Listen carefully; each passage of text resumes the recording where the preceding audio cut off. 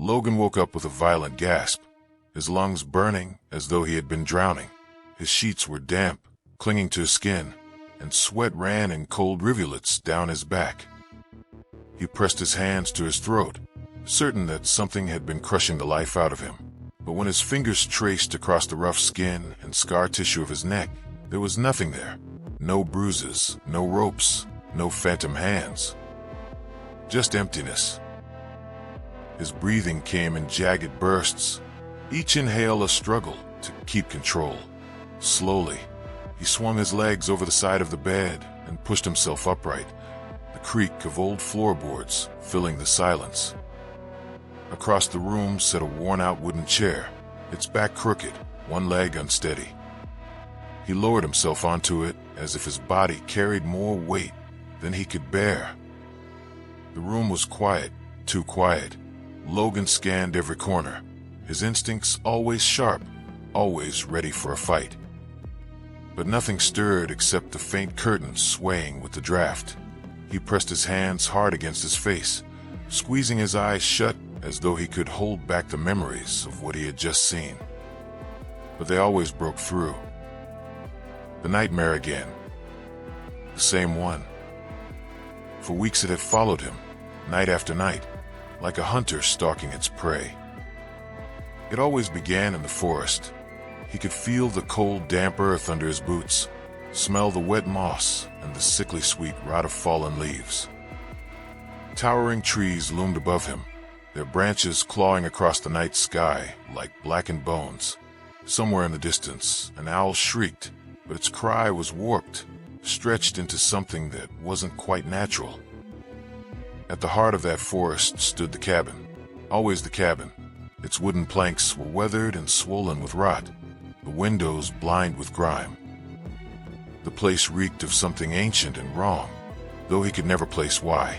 And no matter how hard he tried to stop himself, no matter how much his instincts screamed at him to turn back, his legs carried him forward. Step after step, he was drawn toward it, powerless against the pull. That's when the noises started.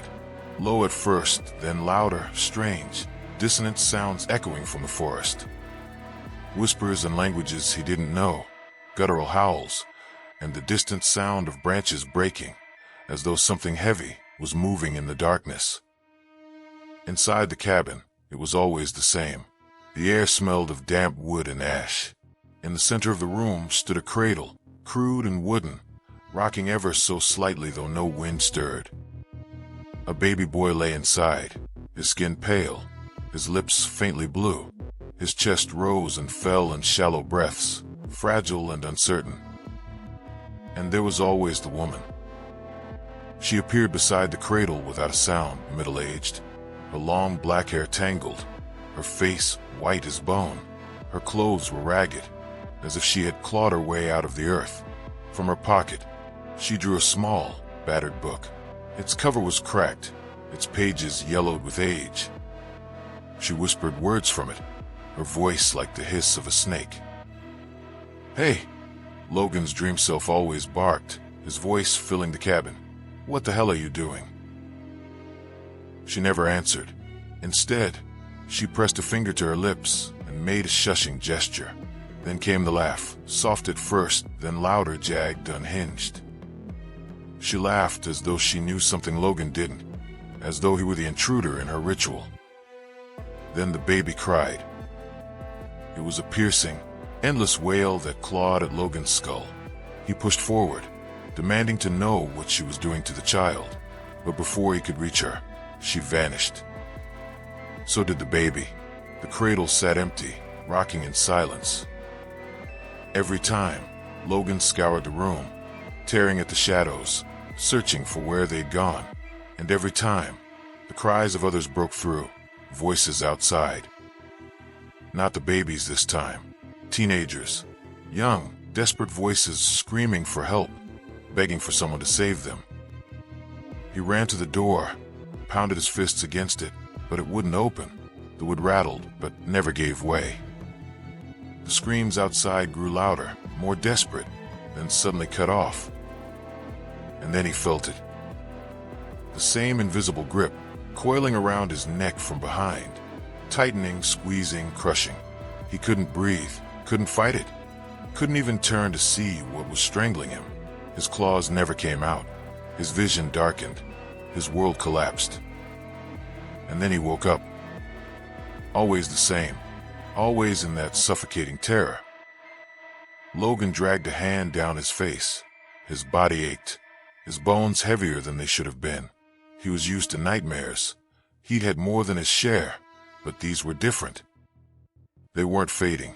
They weren't losing their bite when the sun rose. If anything, they were getting worse. He hadn't eaten properly in days. Sleep was impossible. And worst of all, his body wasn't healing like it used to.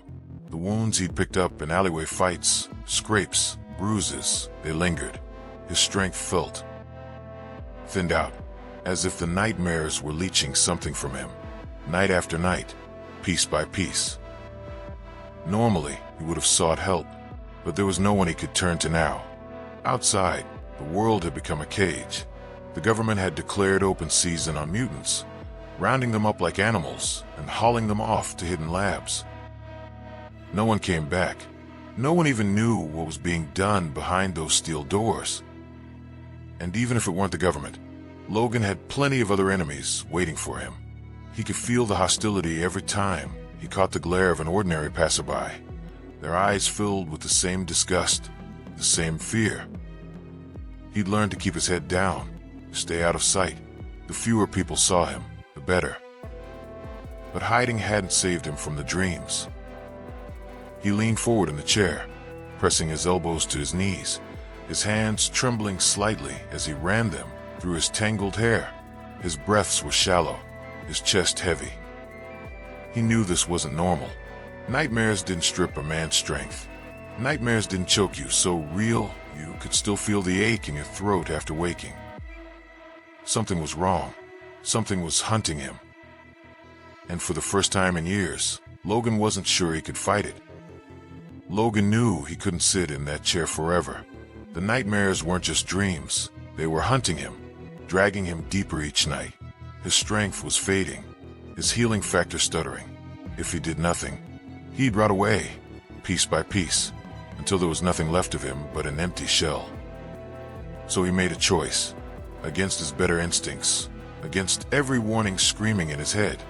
He stepped outside. The night was cold, sharp in his lungs. The world smelled different than usual, thick with damp soil, old water, and something faintly metallic, like rust or blood. He followed it, step after step, through endless woods until the scent grew stronger, until the trees thinned, and he saw it. The lake. Its black waters shimmered faintly under the moonlight. Crystal Lake. The name surfaced in his mind, though he wasn't sure how he knew it. On the shore stood the cabin he had seen in his nightmares. Every rotting board, every shattered window, every crooked nail was exactly as it had been in his dreams. Logan's gut tightened. Still, he moved forward, his boots crunching across the soil, the air colder with every step. He pushed the door open, its hinges groaning. Inside, the air was heavy with mildew and dust. The shadows seemed alive, writhing across the walls. And there it was, the cradle, sitting in the center of the room, rocking slowly as if an invisible hand nudged it. But this time, there was no baby, no pale woman with black hair and a tattered dress. Someone else was there. From the far corner of the room, something massive shifted. A hulking figure stepped into the pale light leaking through the broken window. Broad shoulders, a towering frame, and a blank, dirty mask covering his face. A cracked machete gleamed in his gloved hand. The thing, whatever it was, stood perfectly still, the cradle creaking between them. Logan narrowed his eyes, his instincts prickling. He didn't know this monster's name, but every nerve in his body screamed danger. "Guess you're the welcoming party," Logan muttered, claws sliding free with a metallic snick. The giant didn't speak. He simply raised the machete and came forward. The fight was brutal. Jason's strength was monstrous, his strikes shaking the cabin with every blow. His machete tore through wood, walls, and flesh alike.